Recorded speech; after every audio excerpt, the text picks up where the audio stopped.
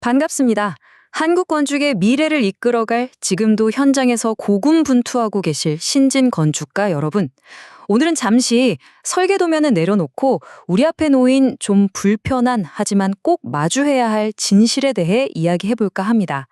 도대체 왜 세계는 우리 한국 건축에 최고 권위의 상을 주지 않는 걸까요? 그 뿌리 깊은 원인을 지금부터 함께 파헤쳐 보겠습니다. 바로 시작하죠. 자, 화면에 보이는 이 숫자 좀 보세요. 9대 0. 무슨 스포츠 경기 스코어가 아닙니다. 건축계의 노벨상이라고 불리는 프리츠커상, 그 수상자 수에서 나타난 일본과 한국의 격차예요. 이 충격적인 숫자는요, 그냥 일본에 천재 건축가가 많구나 이런 단순한 이야기가 아닙니다. 우리 건축계 전체가 앓고 있는 아주 깊은 시스템적인 병을 보여주는 명백한 증상인 거죠. 그래서 오늘 이 문제를 5단계로 나눠서 아주 제대로 파헤쳐 보려고 합니다. 먼저 이 9대 0이라는 숫자가 대체 뭘 의미하는지부터 짚어보고요. 왜 작품이 설계실이 아니라 골프장에서 결정되는지 그 씁쓸한 현실을 고발할 겁니다. 그리고 일본은 대체 뭐가 다른지 비교해보고 생존과 철학 사이에서 매일 고뇌하는 우리 건축가들의 현실을 들여다본 후에 마지막으로 그럼 어떻게 해야 하는지 새로운 시스템을 위한 길을 함께 찾아보겠습니다. 네, 그럼 첫 번째 섹션부터 시작하죠. 이 0대 9라는 점수, 그리고 프리츠커상이 진짜로 뭘 의미하는지부터 알아야 합니다. 이게 단순히 상 하나 받고 못 받고의 문제가 아니거든요. 한 국가의 건축 문화 수준 전체를 비추는 거울이라고 봐야 합니다. 프리츠커상의 핵심 가치를 한번 보세요. 재능, 비전, 헌신, 그리고 가장 중요한 건 평생의 작업, 일관된 공헌이라는 부분이에요.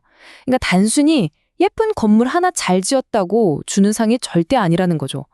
한 건축가가 평생에 걸쳐서 어떤 철학을 쌓아 올렸는지, 그리고 그 결과물이 우리 인류와 사회에 어떤 의미 있는 기여를 했는지를 총체적으로 평가하는 겁니다. 바로 이 첫 단추, 철학과 기여라는 이 지점부터 우리가 뭔가 잘못 가고 있었던 게 아닐까요? 두 번째 섹션입니다. 이제 문제의 가장 깊은 곳으로 한번 들어가 보겠습니다. 왜 우리 건축가들은 설계에 집중하는 게 아니라 영업을 해야만 하는가? 바로 이 시스템에 대한 이야기입니다. 이 말 한번 들어보시죠. 한국 건축가들은 온갖 제약과 규제에 묶여 있으며 자유도가 전혀 없습니다. 정말 뼈아프지 않으세요? 이게 바로 2024년 수상자인 일본 건축가 야마모토 리켄이 한국 건축계를 보고한 말입니다. 우리의 현실을 너무나 정확하게 꿰뚫어 본 거죠. 그러니까 우리끼리만 아는 얘기가 아니라 바깥에 존경받는 거장의 눈에도 우리가 스스로 차고 있는 이 족쇄가 너무나도 선명하게 보인다는 겁니다. 이 표가 지금 우리의 현실을 그대로 보여줍니다. 왼쪽 한번 보세요. 프리츠커상이 추구하는 가치들이죠. 평생의 철학, 인류에 대한 공헌. 그런데 오른쪽, 한국의 현실은 어떻습니까? 프로젝트의 경제성, 부동산 가치. 완전히 다른 얘기를 하고 있죠. 세계는 건축가에게 평생을 건 철학을 묻는데 우리는 당장 이 프로젝트의 수익성을 증명해야 합니다. 인류를 위한 기여를 고민할 시간에 어떻게 하면 부동산 가치를 더 높일 수 있을까를 고민해야 하는 게 바로 우리의 현실인 거죠. 이게 몇몇 사람의 도덕성 문제라고 생각하면 오산입니다. 최근에 터졌던 LH 아파트 설계 공모 과정의 뇌물 스캔들 다들 기억하시죠? 그런 사건들이 바로 이 문제가 개인의 일탈이 아니라 시스템 깊숙이 뿌리내린 부패한 관행이라는 걸 증명하는 겁니다. 그리고 이 로비라는 게 그냥 밥 한 끼 사고 술 한잔 하는 수준이 아니에요. 아주 체계적으로 작동합니다. 1단계. 일단 학연, 지연, 온갖 연줄을 동원해서 심사위원에게 미리 접촉을 하죠. 2단계. 특정 인물들이 계속 심사를 맡는 이 반복 위촉 시스템을 악용해서 아주 끈끈한 유착 관계를 만듭니다. 그리고 정말 최악은 3단계인데 아예 프로젝트 기획 단계부터 인맥으로 개입해서 특정 업체에게 유리하게 판을 짜놓는 겁니다. 이런 기울어진 운동장에서 도대체 어떻게 공정한 경쟁이 가능하겠습니까? 자, 그럼 이제 시선을 좀 돌려서 일본을 한번 보겠습니다. 이걸 보면서 그냥 부러워만 하자는 게 아닙니다. 도대체 우리는 뭘 놓치고 있는지 그 차이를 통해서 배우자는 거죠. 여기서 정말 결정적인 차이가 드러납니다. 한국의 젊은 건축가들은 대부분 아파트 설계를 해야 하는데 이 시장은 이미 거대 설계사무소들이 꽉 잡고 있잖아요. 진입장벽이 너무 높아요. 반면에 일본은 작은 단독주택 시장이 굉장히 활성화되어 있습니다. 이게 바로 젊은 건축가들에게는 보물 같은 훈련장이 되어주는 거예요.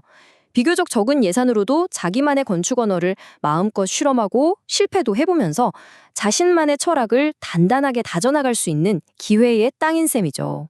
일본의 성공은 이런 단단한 토대 위에 서 있는 겁니다. 사회적으로 건축가를 단순한 기술자가 아니라 예술가로 존중해 주고요. 건축가의 까다로운 설계 의도까지 완벽하게 구현해주는 장인들이 있습니다. 또 정부 차원에서도 자국의 건축을 해외에 알리기 위해 전시나 출판을 적극적으로 지원하죠. 이 모든 게 합쳐져서 하나의 거대한 건축과 성장 생태계를 만드는 거예요. 자, 그럼 다시 우리의 현실로 돌아와 보겠습니다. 이 척박한 시스템 속에서 바로 여러분, 이 땅의 젊은 건축가들이 매일같이 벌이고 있는 그 처절한 싸움, 생존과 철학 사이에서의 고독한 투쟁에 대한 이야기입니다. 아마 현장에 계신 분들은 너무나도 공감하실 겁니다.